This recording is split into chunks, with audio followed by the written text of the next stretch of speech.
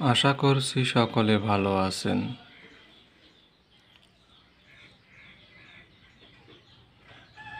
দীর্ঘদিন পর আরও একবার আপনাদের সম্মুখে উপস্থিত হয়েছি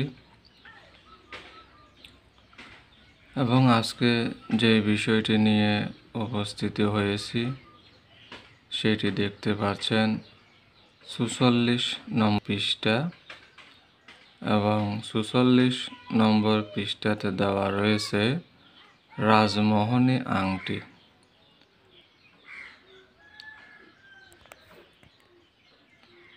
আমরা আমাদের বিজ্ঞাপনে একটি রাজমোহনী আংটির বিষয় নিয়ে আলোচনা করি সব সময়।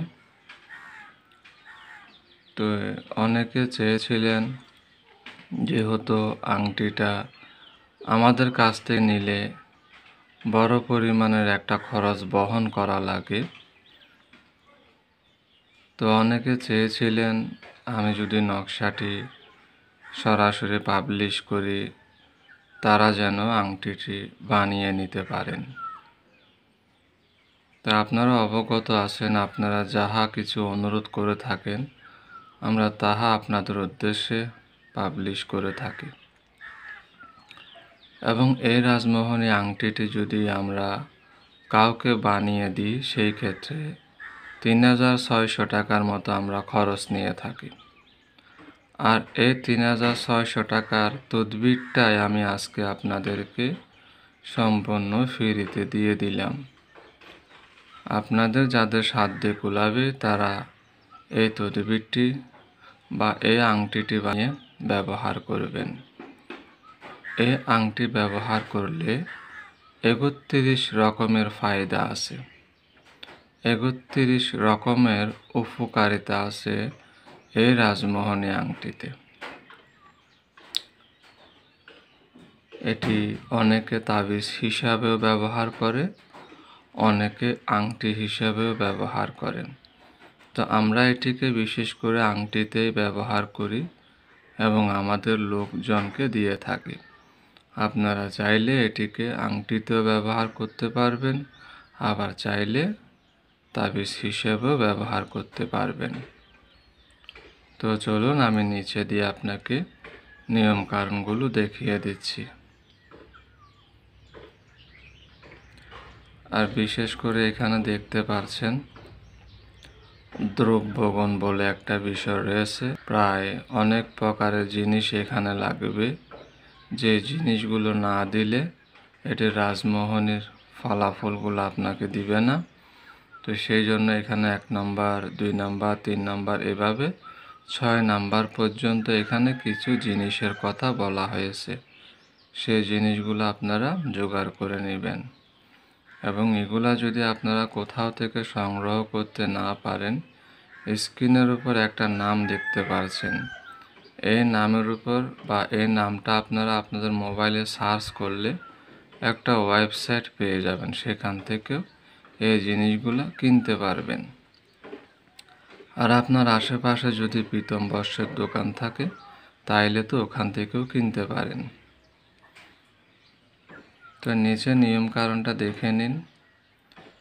নিয়মকানুনটা দেখে নিয়ে যে নিয়ম এখানে বলা হয়েছে সেই নিয়মগুলো ব্যবহার করবেন। সেই নিয়মের বাহিরে কিছু করা যাবে না, কারণ যেহেতু এটি রাজমোহনী, এটিকে রাজমোহনীর মতোই করে তৈরি করে নিতে হবে।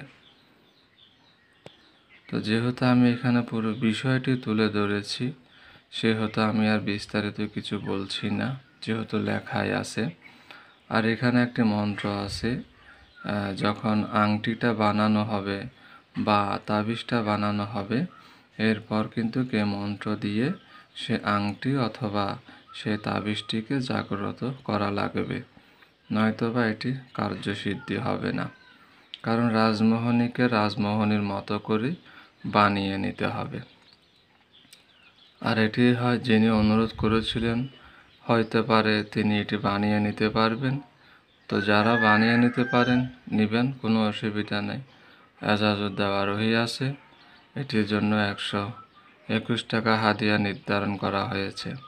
কেউ যদি এটি নিজে নিজে বানাইতে চান তাহলে অবশ্যই 121 টাকা হাদিয়া প্রদান করবেন, নয়তোবা আপনি এর থেকে বঞ্চিত থাকবেন, যেটিকে এজাজতনামা বলা হয়।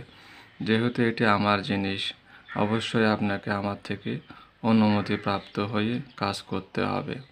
কারণ আর কিছু মানেন না মানেন, যদি কবিরাজ হয়ে থাকেন তাহলে এটুকু জ্ঞান আপনার থেকে থাকবে যে এজাজত ব্যতীত এসব কার্যসিদ্ধিগুলো হয় না।